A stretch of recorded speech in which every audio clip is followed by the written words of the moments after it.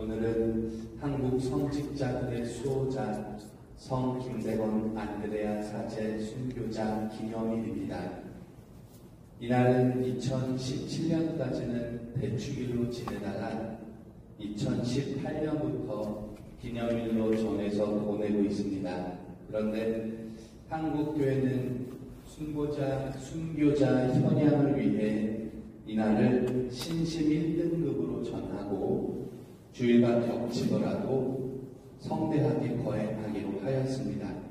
그래서 한국 가톨릭 교회는 오늘 미사를 한국 성직자들의 수호자 성 김대건 안드레아 사제 순교자 신심 미사로 봉헌합니다.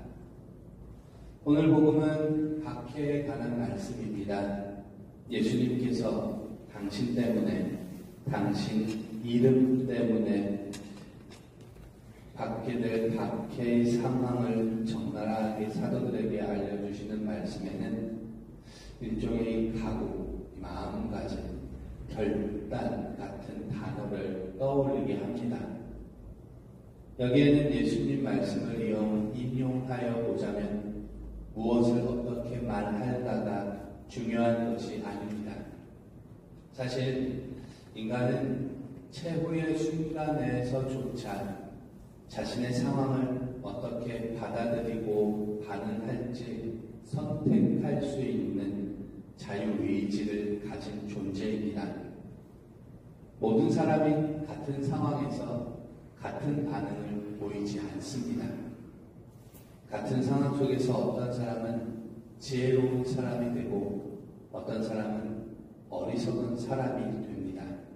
그리고 이렇게 결정되는 건 사건의 당사자가 어떤 마음가짐으로 사건을 마주했는지에 따라 달라지는 경우가 대부분입니다. 그러므로 중요한 건 이 마음가짐입니다. 마음에 굳건하게 자리한 것이 행동으로 나오기 때문입니다. 물론 자기 마음이 어떤지 몰라 착각하는 경우도 많습니다. 언행이 불일치하는 이들은 대부분 자신의 진실한 마음을 착각하곤 합니다.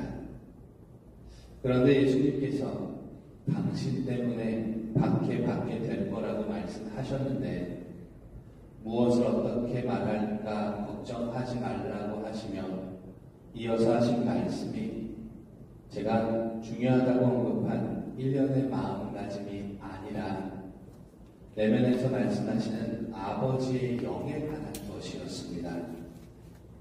아버지의 영이 알려주어 말씀하실 거라고 하신 겁니다. 이렇게 말씀하신 이유는 순교라는 영역에서 가져야 할 마음가짐은 개인적인 결단, 각오 이런 차원이 아니라 아버지의 영을 따를 때 이루어지는 것이기 때문에 그렇습니다. 그래요. 순교라는 거 아버지의 영을 따라야 할 수 있는 것입니다. 그러기에 박해에 따른 순교든 삶에서 이루어지는 이 순백의 화관이라고 불리는 영적 순교든 순교를 청하는 신앙인은 모두 순교란 제가 중요하다고 언급한 그 마음가짐이 아버지의 영을 따르기로 작정하였을 때 이루어질 수 있는 영역이라는 걸 알아야 할 것입니다. 따라서 끝까지 견디는 이는 구원받을 거라는 예수님의 말씀은 마음으로 작정하기를 아버지의 영을 따르는 것, 주님의 뜻을 따르는 것, 아버지의 뜻이 하늘에서와 같이 땅에서도 이루어지소서 하는 것이 자신을 통하여 이루어지도록 청하는 것과 다르지 않습니다. 오늘 한국 성직자들의 수호자 성 김대건 안드레아 사제 순교자 신심미사를 봉헌하고 있습니다.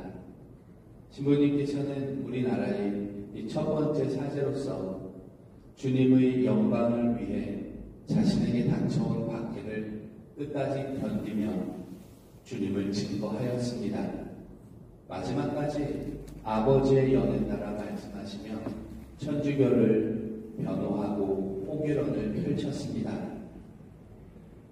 이렇게 할 수 있었던 건 성인께서는 어떻게 말할까, 무엇을 말할까 하고 걱정하지 않았기 때문일 겁니다. 대신 그는 중국 마카오에서 신학을 공부하고 준비했습니다. 준비하는 과정에서 부재 때에는 여기 재물진도 순교 성지를 거치기도 했습니다. 정말 교우님들께서 이런 신부님의 신앙과 열정의 뒤를 잘 이으면 좋겠습니다. 그러기 위해 내적 마음가짐이 언제든지 아버지의 영을 따르는 것이 될 수 있도록 하십시오. 아무쪼록 교우님들께서는 희망이 없어도 희망하며 용기 내어 믿으십시오. 우리 성령과 함께 걷는 신앙의 여정이 끝까지 견디어 인내하여 구원으로 향하는 순례의 길을 예수 그리스도의 이름으로 청하며 기도드립니다.